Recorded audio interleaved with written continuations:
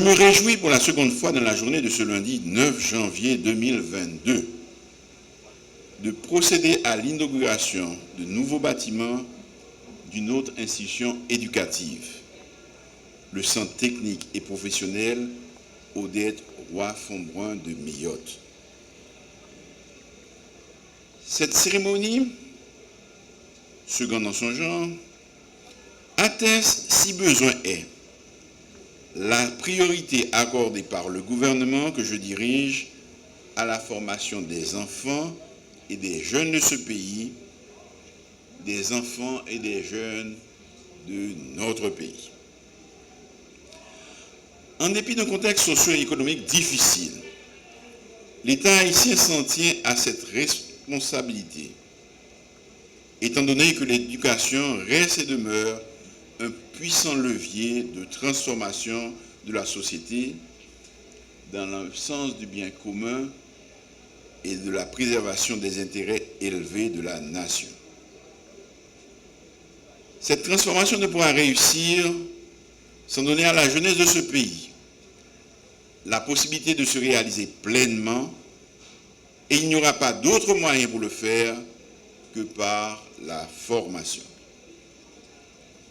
En cette occasion, il est précisément question de la formation professionnelle. Ici, en ces lieux, depuis plusieurs années, l'État haïtien, via l'Institut national de la formation professionnelle, offre à plusieurs cohortes d'étudiants la possibilité d'apprendre un métier suivant les règles de l'art, dans la perspective de pouvoir se placer sur le marché du travail. Certains sont parvenus, grâce à leur qualification, à intégrer des entreprises. D'autres ont pu monter leurs propres ateliers. Dans un sens comme dans l'autre, l'objectif est atteint. Le pays dispose de jeunes techniciens qualifiés et compétents qui se réalisent dans leur travail en offrant leurs services aux concitoyens.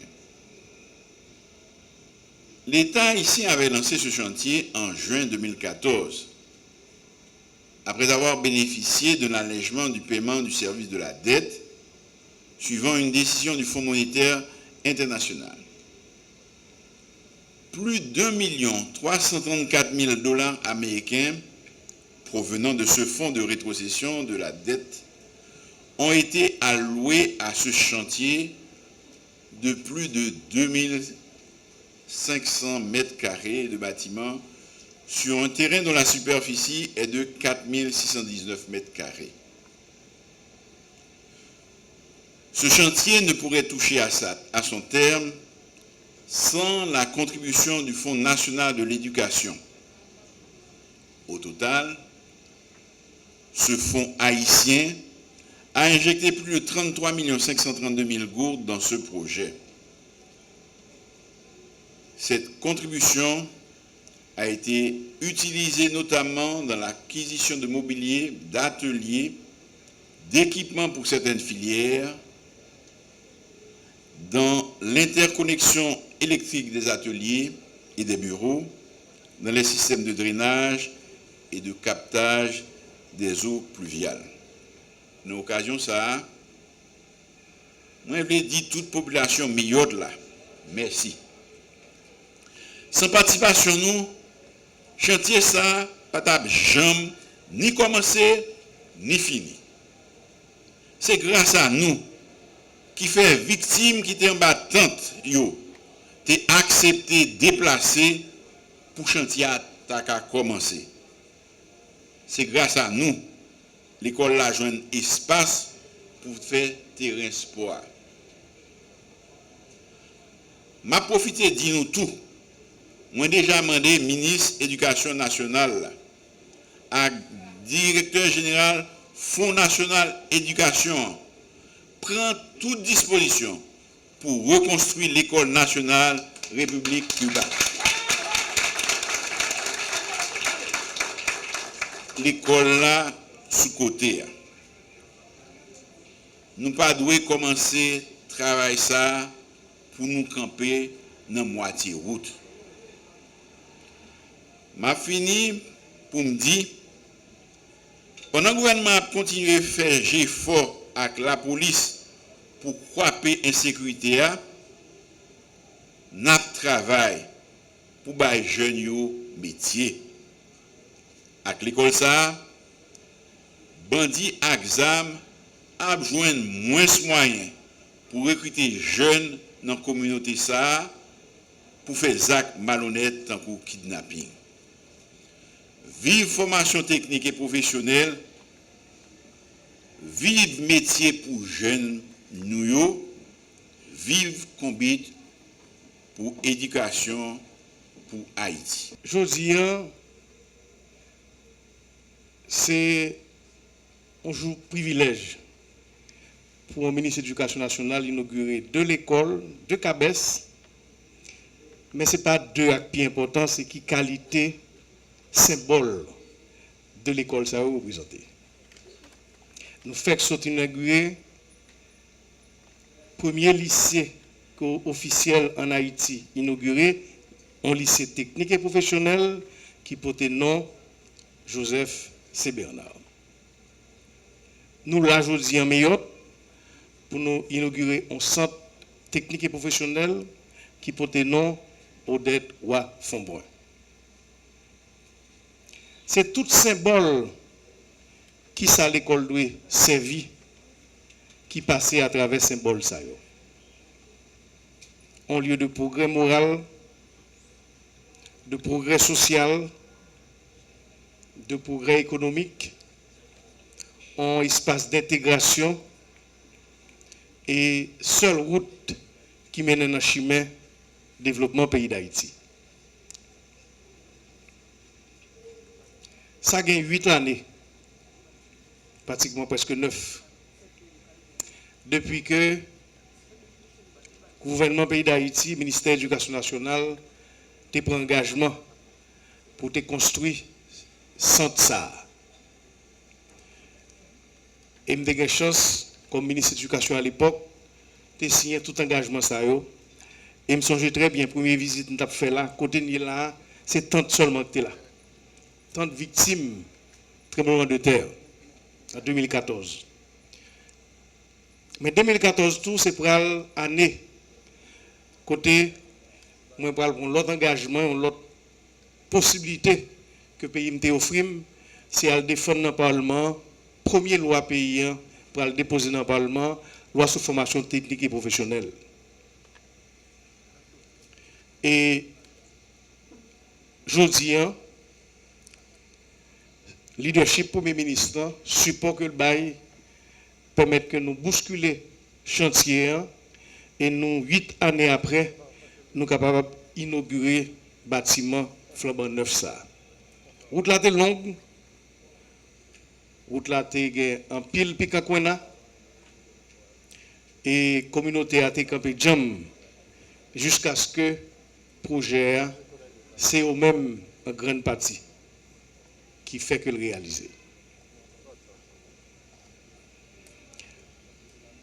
Maintenant, parole qui sont parlées là. Et c'est très clair que l'homme rencontré communautaire avant hier, il a dit ministre ou pas déplacer sans pas montrer l'école nationale République Cuba. Je ne pas dire aujourd'hui, pour le ministère lui-même, il y a une décision de pas le prendre dans ce sens. Chers amis, au nom des familles Roy et Fonbrun et au nom de la Fondation Odette Roy Fonbrun, la FORF, je vous adresse nos vifs remerciements pour cet hommage bien mérité à Madame Odette Roy Fonbrun, cette femme admirable de service, d'honnêteté, de dévouement, de générosité qui nous a quittés le 23 décembre 2022 à l'âge de 105 ans et demi. En effet, elle aimait autant son pays et ses ressortissants que sa propre famille. Durant tout un siècle, elle s'était vertuée à donner le meilleur d'elle-même en suivant l'exemple de ses parents qu'elle admirait respectant et en mettant en pratique quotidiennement leurs règles d'or. Fais chaque jour ce que tu peux, autant que tu peux, du mieux que tu peux. Chaque jour, fais ça au capable, autant au capable, puis bien au capable. Depuis les petits moun petit, il était toujours campé pour moun qui pi vulnérable. Quitte ces petits amis l'école qui n'a problème, quitte ces grands moun dans la troublaille. Peut-être ça, yo te relé li coq bataille. Madame Fonbrun, c'était une maman éducatrice. C'est comme ça, l'on te vient comprendre l'importance formation, intelligence ti moun petit qui panko aller l'école. Li te l'ouvri premier jardin d'enfants en Haïti. Li te l'ouvri premier magasin fleurs dans le pays, c'est parce que li te voulait montrer l'importance de la nature avec belles fleurs dans la vie pays nous. Ce matin, c'est avec un sentiment de fierté, d'honneur que je m'adresse à vous dans le cadre de l'inauguration du centre de formation professionnelle Odette Roy Fonbrun de Mayotte. Pour le Fonds national de l'éducation, FNE, une fois de plus, prouve la nécessité de son existence. Ce fonds, créé par la loi du 17 août 2017, publié dans le journal du Moniteur, en date du 22 septembre 2017, le fonds a pour mission de participer à l'effort de l'éducation pour tous. Cela dit, le FNE, dans son plan d'action, poursuit 3 grands chantiers. L'augmentation du parc scolaire par le financement des travaux de construction et ou reconstruction de nouveaux bâtiments scolaires et la rénovation de bâtiments existants. Le paiement des arriérés de salaire du personnel contractuel du programme POSGAP.